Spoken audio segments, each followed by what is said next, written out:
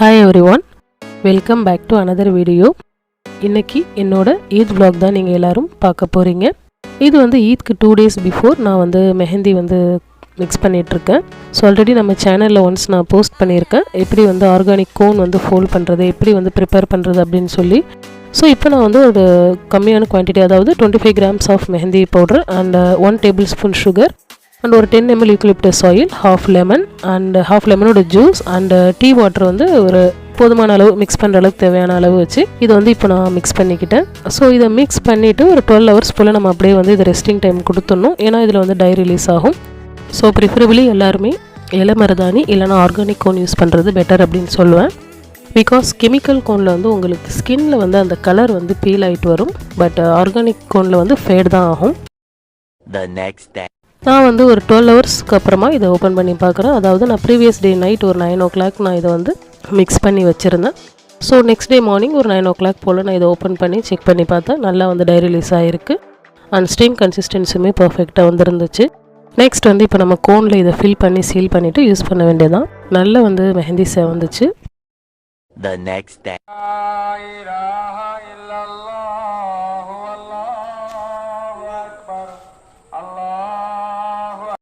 And before டே நைட்டே வந்து சிக்கன்லாம் வாங்கி வந்து இப்போது இதை மேரினேட் 65க்கு மேரினேட் பண்ணிவிட்டு அண்ட் ரைஸில் போடுறதுக்கு சிக்கன் இது ரெண்டுமே வந்து ஃப்ரிட்ஜில் எடுத்து வச்சாச்சு. பிகாஸ் நெக்ஸ்ட் டே வந்து ரொம்ப க்ரௌடாக இருக்கும். ஸோ அதை அவாய்ட் பண்ணுறதுக்காக.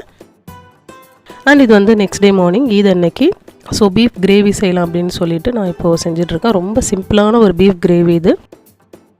ஈவன் பிகினர்ஸ் கூட செஞ்சிடலாம். ஸோ நான் 1 kg பீஃப் எடுத்திருக்கேன். ஸோ அதை வந்து ஒரு குக்கருக்கு ட்ரான்ஸ்ஃபர் பண்ணிவிட்டு நெக்ஸ்ட் வந்து வெங்காயம் அண்டு தக்காளி இது ரெண்டுமே வந்து நல்ல பெரிய சைஸாக ரெண்டு எடுத்திருந்தேன்.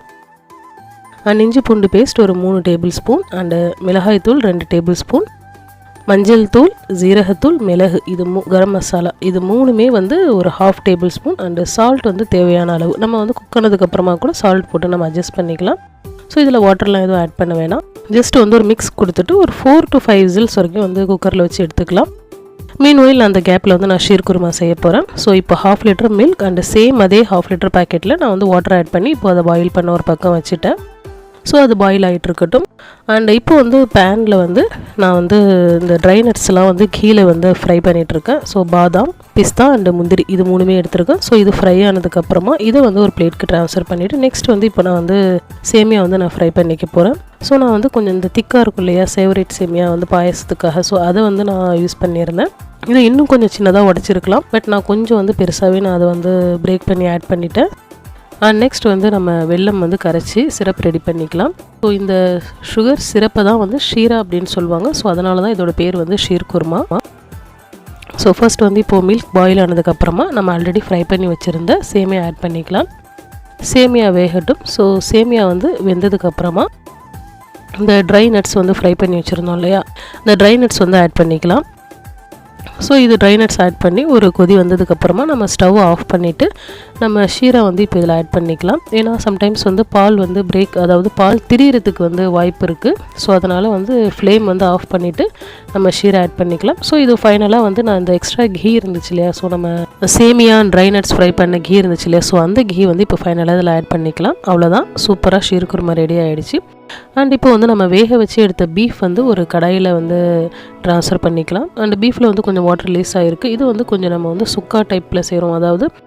அதாவது ரொம்ப ட்ரையாகவும் இல்லாமல் அட் த சேம் டைம் வந்து ரொம்ப வந்து இது செமி கிரேவியாக கூட இல்லாமல் பீஃபில் வந்து மசாலாஸ் எல்லாமே வந்து பரட்டிட்டு இருக்கிற மாதிரி வர வரைக்கும் இதை குக் பண்ணி எடுத்துக்கலாம். நெக்ஸ்ட் வந்து பரோட்டாஸ்லாம் வந்து ரெடி ஆகிட்டுருக்கு. அண்ட் ஈத் வந்து morning breakfast along with that வந்து இட்லி, தக்காளி சட்னி அண்டு சிக்கன் குருமா கூட வந்து செஞ்சுருந்தோம். பட் அது வந்து ப்ராப்பராக ஷூட் பண்ண முடியல. ஷூட் பண்ணுறதுக்கான டைமும் இல்லை. அண்டு முடிஞ்ச வரைக்கும் வந்து ஓரளவுக்கு அன்றைக்கி கொஞ்சம் கிளிம்சஸ்லாம் வந்து ஷூட் பண்ணேன். ஸோ இது வந்து ஈத் மார்னிங் பிரேக்ஃபாஸ்ட். இது இட்லி, தக்காளி சட்னி அண்ட் பீஃப் கிரேவி. இது வந்து லாப்பா and parotta, sheer khurma, chicken gravy. So இதுதான் வந்து ஈத் மார்னிங் பிரேக்ஃபாஸ்ட். அண்டு ரொம்ப ஹெவியான ஒரு பிரேக்ஃபாஸ்ட் தான். எல்லாமே சாப்பிட்டு முடிச்சாச்சு. அண்ட் நெக்ஸ்ட் வந்து இப்போ நம்ம ஆல்ரெடி மேரினேட் பண்ணி வச்ச சிக்கன் வந்து ஃபஸ்ட்டு வந்து இப்போது ஃப்ரை பண்ண ஸ்டார்ட் பண்ணியாச்சு. ஏன்னா ஈத்க்கு வந்து பிரியாணி செஞ்சு நெய்பர்ஸ்க்கு அண்டு ஃப்ரெண்ட்ஸ்க்கு எல்லாமே வந்து ஷேர் பண்ணுவோம் எவ்ரி இயர். ஸோ பிரியாணி வந்து குக் பண்ண ஸ்டார்ட் பண்ணியாச்சு. அண்ட் நான் வந்து ஃபஸ்ட் டைம் வந்து வடி பிரியாணி வந்து ட்ரை பண்ணேன். இதுக்கு முன்னாடி எந்த இதுக்குமே வந்து வடி பிரியாணி வந்து செஞ்சது கிடையாது. யூஸ்வலாக ஒரே தம் பிரியாணி அந்த மாதிரி தான் வந்து குக் பண்ணுறது. அண்ட் வீட்டில் வந்து நார்மலாக வந்து நம்ம சாப்பிட்றதுக்கு 1 kg 1/2 kg அந்த மாதிரி குவான்டிட்டியில் வடி பிரியாணிலாம் வந்து ட்ரை பண்ணியிருக்கேன். ஸோ அன்றைக்கி வந்து 3 kg ரைஸில் வந்து வடி பிரியாணி வந்து குக் பண்ணேன். அண்டு கொஞ்சம் மசாலா மட்டும் கம்மியாக இருந்த மாதிரி ஒரு ஃபீல். அதர் தன் தட் வந்து ரொம்ப நல்லாவே இருந்துச்சு. அண்ட் நம்ம இந்த மாதிரி பல்க் குவான்டிட்டியில் குக் பண்ணுறப்ப நமக்கு வந்து பர்ஃபெக்டாக வர மாதிரி தான் நம்ம குக் பண்ணணும். பிகாஸ் வந்து நம்ம வந்து நமக்குன்னு சொல்லிட்டு குக் பண்ணுறப்ப ஏதாச்சும் சொதப்புனா கூட நம்ம அட்ஜஸ்ட் பண்ணிக்கலாம். பட் நம்ம வந்து ரிலேட்டிவ்ஸ்க்கோ இல்லை ஃப்ரெண்ட்ஸ்க்கோ நெய்பர்ஸ்க்கோ ஷேர் பண்ணுறப்ப இந்த மாதிரி பல்க் குவான்டிட்டியில் குக் பண்ணுறப்ப ஏதாச்சும் சொதப்புச்சுன்னா வந்து நம்மளோட எஃபர்ட் எல்லாமே வேஸ்ட் ஆகிடும்.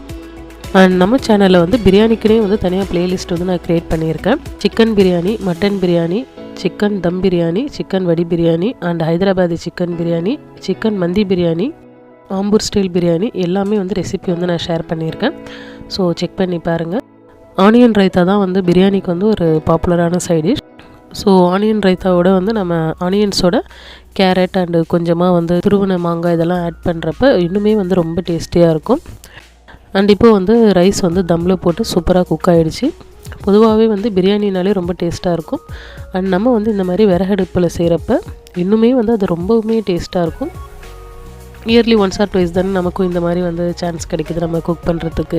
அப்படி இல்லைன்னா நம்ம நார்மலாக இந்த மாதிரிலாம் செய்கிறதில்ல. அதாவது விறகடுப்பில் ஃபெஸ்டிவல் டைமில் தான் இந்த மாதிரிலாம் செஞ்சு ட்ரை பண்ணுவோம். அண்ட் வீடியோ பிகினிங்லேயே சொல்லியிருந்துருக்கணும். ஸோ நான் சொல்ல மறந்துட்டேன். ஸோ இப்போ வந்து என்னோடய ஈத் விஷஸை உங்களுக்கு நான் கன்வே பண்ணிக்கிறேன். எல்லாருக்குமே வந்து ரமதான் முபாரக். எல்லாருமே வந்து ஈதை நல்லபடியாக செலிப்ரேட் பண்ணியிருப்பீங்க அப்படின்னு சொல்லிட்டு நான் நினைக்கிறேன். And that's all for today's video. இந்த வீடியோ உங்களுக்கு பிடிச்சிருந்தா வீடியோக்கு ஒரு லைக் கொடுங்க. உங்களோட ஃப்ரெண்ட்ஸ் அண்ட் ஃபேமிலிக்கு இந்த வீடியோவை மறக்காமல் ஷேர் பண்ணுங்கள். இது மாதிரி நிறைய இன்ட்ரெஸ்டிங்கான vlogs அண்ட் சிம்பிளான ரெசிபீஸ்க்கு நம்மளோட சேனலை சப்ஸ்கிரைப் பண்ணுங்கள். And don't forget to press the bell button. Thanks for watching.